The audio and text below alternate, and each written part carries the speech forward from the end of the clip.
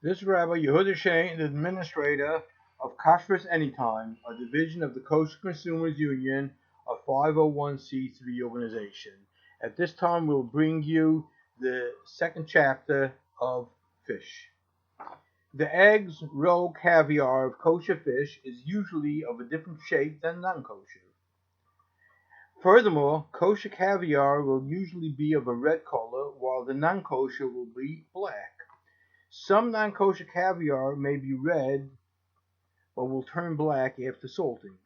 The fact that caviar is displayed together with the kosher fish should not be relied upon as far as kosher is concerned. The color and shape are also not sufficient to be relied upon. They will take eggs from white fish or other fish and be able to color it. So coloring should not be a guide. It has to be under proper hashgacha, under proper seal. Canned fish, such as tuna fish, is first cooked in live steam or in a water bath before canning. A number of processing plants did the cooking before eviscerating. Eviscerating means removing the intestines from the fish. The fish was cooked with everything inside still remaining inside. The diet of tuna consists of crustaceans, shellfish, and other non-kosher sea life.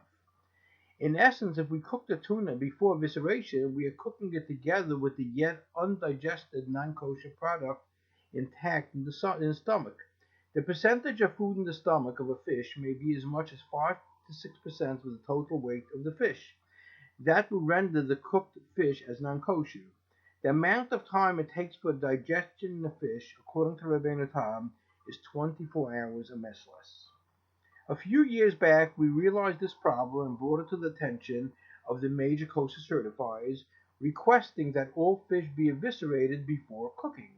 Subsequently, all fish processors were notified that the kosher supervision will be removed from any processor that does not eviscerate before cooking. Not all certifiers are being strict about this requirement. The kosher certifier had some of their Mashgiachim check the guts of tuna, and they say they only found a mush, so they decided that there are no crustacean shellfish that were visible. But Mashgiachim are not biologists. Cornell University, among numerous other biology departments, were able to identify them as sea creatures that are not kosher. I was able to identify many of them to see pretty big pieces of all different kind of things in the fish. I even saw whole fish in there. It's not that it wasn't a kosher fish in there, but it does take time for the digestion to happen. It does depend also in some of the process of how the fish is caught in nets, in purse seine, etc., etc. That would have an effect on it. We must also be concerned with the broth or oils that the tuna or other fish are packed in. The broth or HVP, which is hydrolyzed vegetable protein, may be dairy and non-kosher or Passover or non-kosher at all. The oil may be fish oil, yet it may be from a non-kosher fish. We must also be concerned that the processor doesn't process non-kosher products as well. We had an episode a while back. A kosher certified canned tuna actually contained clam instead of tuna. The Starcase certified was totally unaware that the processor does non-kosher products as well, clam and crabs. And they had listed that it was Bishul Yisrael and Mashgiach Tamidi, and it happened to be that it was cooked on Shabbos according to the date code. We must also be concerned about the oil that the tuna fish is packed in, whether it's olive oil or vegetable oil, where it's coming from, properly sealed, how it came to the plant, etc., etc. Another requirement would be Bishul Yisrael. That is that a religious person partakes in the cooking process by turning on the ovens, fires, and boilers. Others would require the religious person to help in putting the fish into the cookers. The Sephardic ones require that as well. Worms and fish. Fish that feed on the bottom of the ocean, like haddock, flounder, and sole, are especially susceptible to having worms in the flesh of the fish. The fish eat parasites that contain some of these worms, and they will work their way through the intestines and into the flesh of the fish. Not all of the worms in the flesh have originated on the outside. Some may actually originate in the flesh. The fish fillets can be put on a light table and checked for worms. For dark-colored fish meat, such as herring and salmon, one would need a black light to check for worms in those fish. The only fish worms that may be a problem are the ones that originate from parasites They would not be permitted to be consumed. The whitefish from Winnipeg, Canada, does have worms in the flesh in certain seasons. It is common to find worms inside the stomach and flesh of whitefish, whiting, cod, and a number of other fish. Therefore, when eviscerating whitefish, one should be very cautious to remove the entire intestines in one piece and rinse the fish very well. The worms range in color from red, brown, gray, and off-white. They should be removed by rinsing very well. Carp, sometimes salmon, have transparent parasites or leeches. It is therefore best to discard the head and fins of carp. By frozen fish, far less worms are noticed than are actually present. On canned fish products, one should not rely on the can's identification of the type of fish, anchovies, tuna, herring, or salmon. They must have a reliable kosher supervision and must be very careful of processes that are buying on the market bright pack, which basically is unlabeled goods, and they're buying it based on codes, based on whatever else it is, and there was never Hashgacha there at all on the fish. Fish and meat must be kept separated. Some people have completely separate utensils to cook fish, while others will use any clean utensil. We cannot cook fish and meat in the same pot or uncovered in separate pots in the oven at the same time. We should also have separate spices for fish and meat. By commercial establishments such as caterers and restaurants, this is a serious concern. Others do not cook or eat fish with milk or butter. Caterers should cook their side dish veggies, should not cook their side dish at the same time at the meat in the oven if they will have a choice of fish. I repeat, caterers should not cook their side dish vegetables at the same time as the meat is in the oven if they will have a choice of fish, because you can't serve those vegetables with fish. Salmon, in order to prevent staining on the inside, is immediately eviscerated and cleaned. Most of the time it's done on the boats. For canned salmon, the salmon is then sliced and put into the can with a few grains of salt and cooked in its own liquid. Some light-colored salmon will have coloring added to it. Salmon requires Bishul Yisrael, that a religious individual partakes in the cooking process. Salmon should not be purchased skinless unless there is a full-time, reliable kosher supervisor. Furthermore, other skinless and boneless non-kosher fish may be substituted and coloring added to it, like salmon. The consumer will not be able to tell the difference. Some kosher certifiers are still relying on salmon color. The color of salmon is no longer acceptable as a reliable indicator of the kosher status. They rely on herring also for a certain gloss on it, which basically the same gloss you have on which they serve in certain countries. They serve skinned snake, which has the exact same color as herring, and it looks pretty much the same. In canned fish, there is a fish called rock salmon, which is really from the shark family, and it's known also as dogfish. The U.S. Fishery Department explained to us that the rock salmon, or dogfish, can be colored like salmon, skinless and boneless, and a consumer would never know the difference of what it is. Every fish, but the U.S. fisheries does have ways of identifying of what it is based on with sodium content, etc. Every fish that has scales also has fins, but not every fish that has fins has scales. For the consumer to be able to use a fillet of fish where the skin has been removed, we must be able to ascertain that it's from a kosher fish. Some fillets will come with a small 1-inch square piece of skin remaining on the fish. One must be expert to identify the 1-inch skin tab that is from a kosher identifiable fish, unless, of course, one sees a scale or scales on that 1-inch skin tab. It has been found that others have taken on certain fish. They took these skin tabs from what they put together from kosher fish, and they just stuck it on when the fish was frozen, and people thought that that's what it is. So you have to double check very good to make sure that it is from the original skin that was on there, not that it was stuck on. One can purchase fillets such as tuna, skinless salmon, sardines, herring, sole, or flounder with proper kosher supervision. That is, that a religious individual has physically seen every fish with the skin intact and can testify that all the fillets are from kosher fish. It's not acceptable if one is of the conviction that he can tell by the color or texture that it's from a kosher fish. The John Dory fish is a non-kosher flatfish. similar to the kosher flatfish, sole, and flounder.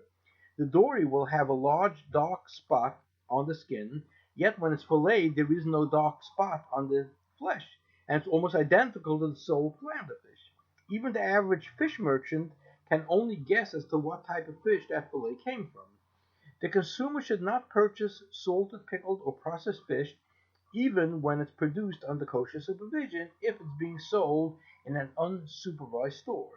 In a store that also sells non-kosher fish, one may not purchase cut pieces of fish even when we can recognize scales on the fish, because it may have been sitting together with others and is a problem of coverage. The store may have used non-kosher utensils to cut the fish. One may purchase a whole fish with recognizable scales cut in its presence, provided that the customer observes that all of the cutting utensils and tables and knives were washed off very well with soap and water. It's unacceptable to eat in a completely fish or vegetarian establishment without proper kosher supervision. Sushi bars must be under tight control of kosher supervision. Alert! The consumer should be aware that kosher supervising agencies wrongfully allow non-supervised, non-religious personnel to have free access, including keys, to areas that do not have the fish products under seal. Smoked and cured fish. Lox is sold mostly as a packaged and skinless product. The consumer should not purchase lox or sable. Sable happens to be a fish that's infested from an unsupervised facility, even when the lox or sable originally had proper kosher seals. Once the package is opened, the kosher status is voided. Smoked fish, even with the skin intact with recognizable scales, may have been processed together with non-kosher fish or in a plant that also processes non-kosher products. All of the processing utensils have to be kosher sterilized before it may be used to process the kosher fish. There may be numerous questionable ingredients being used in the process requiring kosher supervision. Fish can be smoked with cold smoke or hot smoke, and hot smoke may require Bishul Yisrael that a religious individual partake in the smoking process. On numerous occasions, it was found that the fish type described on the package was actually a non-kosher fish substitute. Therefore, the description appearing on the package is not a reliable indicator of the kosher status of the fish. A religious individual must deliver fish products, including fish salads, sandwiches, school lunches, platters, fish products, unless they are properly sealed. Ingredients that include anchovy fish, Worcestershire anchovy fish also need that. Worcestershire sauce should not be used with meat because it does have anchovies in there. And anchovies is a fish, and it's a vital timer. And even if it's used less than 1 in 60, the amount of anchovies that's there, a number of them hold that chemira sakante meisura, and we should not use that thing. But if it has more than 60, it definitely cannot be used with meat. Those that do eat herring should have them checked for anisaki's worms. Skinless herring may be used only if a religious individual can testify to having observed the skin on the fish and it's from a kosher fish, and the containers or barrels must be properly sealed, and to make sure that they are not reused barrels. Other kosher certifiers have now instituted, by the ones that are doing the pickling of the herrings, etc., that they put in a plastic liner, so we're not going to be concerned with the barrel that it absorbed any time from the ultimate user, and then he sent back the barrels to the pickling company to redo it. The pickling curing process of herring must be under reliable kosher supervision. Don't forget, some of them are using wine and cream sauce, everything else. Some of those concerns are wine, vinegar, spices, glycerides, animal pancreas, into matcha herring, dairy creams, oils, fish oil, etc. Cod, liver, oil, or other fish-derived supplements must be kosher supervised. Roughies also have non-kosher species. Orange roughy fish fillets are filleted on board due to the presence of a poison under the skin. Therefore, one should not purchase them as a fillet, regardless of what form we receive the fish, whether fresh, fillet, frozen, canned, sliced, cryovac, ground, pickled, salad. All require a guarantee that the fish is of a kosher variety and the process is a reliable kosher process. Some of the more common fish consumed in Israel are hake, which they call bakala, gray mullet, which they call buri, silver carp, which they call ksif, winter carpet they call carpion, and sole which is called Moshe Rabbeinu. The nori used for sushi, we had the concerns only about seahorses, but lately in the last 2.5 years we found that it has also copepods embedded in them. They are very small, very hard to see, so they must be expertly checked over a light box before using them. The Ada and most Hashgachas in Israel stopped using all seaweed nori for their products. When tuna fish and other fish are caught, and then they're going to be kept frozen or in ice, or they're going to keep it in very cold salt water in the things over there. Usually we're not concerned about coverage because they do sorting to make sure that the bycatch is completely removed. They might miss one or two, but it was checked many times and found that basically there is more than shishim, so there will not be a concern. A number of years ago when I went out, I think it was in the Philippines, someplace over there. As I was came from the airport and I was picked up to do a fish production tuna, I was notified by the driver that they just pulled a strike on the company, and the company basically is closed. I said I still want to go down to the company, and I went down to the company and I said I want to talk to the head of the union, who did speak English, and I told him, I came specially to do a production over here. If I could satisfy him and negotiate with management to for a big part of their grievances, can he give me some people to do some a smaller production? And he said yes. I was able to negotiate approximately 35% of the issues to the union satisfaction. And based on that, the plant usually had about 1,000 to 1,200 people operating. So they gave me 500 people, and we did a production. I believe we started, I think, on Sunday. And as the people were asking me, how long am I staying, etc., etc., usually I never give out that information. I'm very careful. But it was very strenuous production that was being done then, that I had to stay on my toe with very little sleep, and I slept in the company because the roads were all blocked by them because of the strike and everything else like it. So I had to sleep in the office on a cot and be up and leave in the middle. It was very strenuous. So I was not careful of myself not to say when I'm leaving. But my scheduled flight was basically for Thursday. As I'm in my office room Thursday morning, whatever it was, about 6 o'clock in the morning, my production was finished already.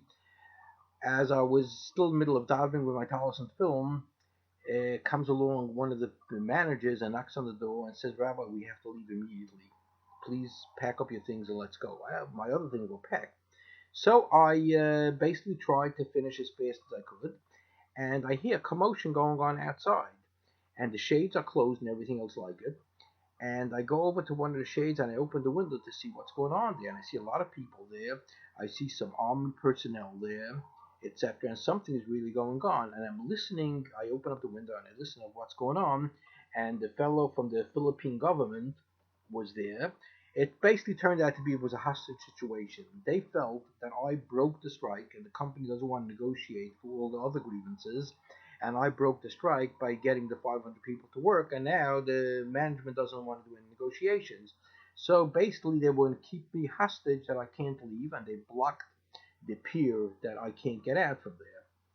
So I decided, I'm just plain going to push it off till that, because I heard on the loudspeakers that the government hostage negotiator said that if I feel that the rabbi's life is in danger in any way, shape, or form, I'm going to order my troops to shoot. I'm not interested in getting into that kind of geschäft. So when they came to call me that they want to leave, I said, no, I'm going to leave next week. I'm going to stay over Shabbos. I'll leave Sunday and Monday. I'll make other arrangements. They said, no, the hostage negotiator, he's the one that decides what it is. And he said, we should bring you out even if they have to carry you out. So they had. 2 people took my luggage. 2 people literally picked me up off the ground and carried me outside. And I saw it was tense. I saw everybody over there, but there was no way of me resisting. I mean, you had 2 burly fellas carrying me and carrying my thing, and they walked me down a hill onto a little thin boat with somebody standing there in the boat with a machine gun. And basically, he tells me, lay down flat. I had no choice. I felt my heart beating very much over here. But there was nothing I could do, and they put my luggage in there. And the boat took off and went to the other side of the pier, and they dropped down a life jacket for me to put on. And the fellow with the machine gun says, "La Rabbi, put on the life jacket, then turn over face down and lay flat on your stomach." And the pocket was just unbelievable. And basically, what they did was they had a high speed boat, and it's a very thin boat, and they decided that they could squeeze through the pillars of another pier that goes right out into the main ocean, and the people blocked the main pier. They blocked with their boats that no boat could go through there, but the other pier on the opposite side that had tall stilts, this little high-speed boat was able to go through there, and that's what they did. They took me through with a high-speed boat. We were most probably in the boat for about 15 minutes, and then the boat pulled up by land, and a few people came. They took me out of the small boat, took me into a jeep together with my luggage, ran down to the airport. There was no check-in or anything. They went right on to the field in the airport, had me go right. They threw my luggage into the hole in the back, and they told me to go up the steps onto the plane. No check-in, no nothing over there, and they closed the doors, and the police ordered the plane to take off immediately. And that's what happened. And basically, it was very very strenuous. But Baruch Hashem, I gotta say, I arrived safely, and Baruch Hashem, and I'm back.